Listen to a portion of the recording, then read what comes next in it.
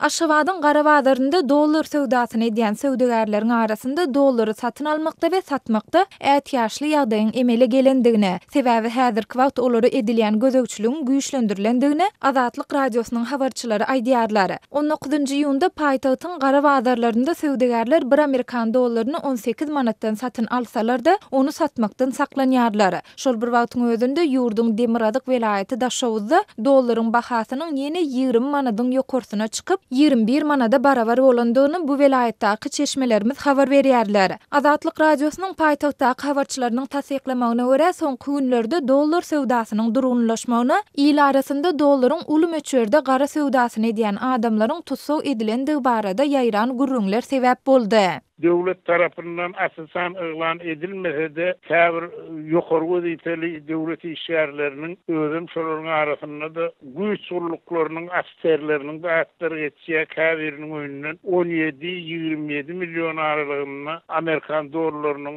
çykarlygy hakynda gurrun edilýär. Ondan şol üçin käbir wagtda dollaryň şol satyn almagy ýa-da satmagy çekinýän ýagdaýynyň da biri şo ýagdaýlar bilen baglanykda adamlary iýerleýärler. Diýip Türkmenistanda bolup geçen täzeliklere ýakyndan sin edýän Aşgabatda ýaşaýan sinçi Amanrat Bugaýew gurrun berdi. Onuň sözlerine görä häzirki wagtda sowdagarlar göze ilmezlik üçin dollary ne satyn alýarlar, ne de satýarlar. Ýöne olaryň arasynda ören seýrek bolsa-da bir Amerikan dollaryny 18 manatdan satyn alýanlar hem bar. Şeýle-de Bugaýew paýtagtda kimin dollaryň gara sowdasyny edip kimleriň araçydygy we ony kimleriň öýünde satýandygy barada öňünden hem bilinýändigine, ýöne munyň bilinmezlige salynandygyna, sebäbi bu sowda gözegçilik etmeli güýç gullugynyň işgärleriniň sowdagarlar bilen bilelikde işleşendigini hem sözüniň üstüne goşdy. Mundan başga gözegçiligiň güýçlendirilmegi netijesinde paýtagtly käbir dollar sowdagarlaryň wagtlaýyn şäherden daşlaşýandygyna, olaryň arasynda beýleki welaýatlardaky dogan garyndaşlarynyň öýüne gedelenji toýa ýa-da ýasa diýip gidenleriň hem bardygyny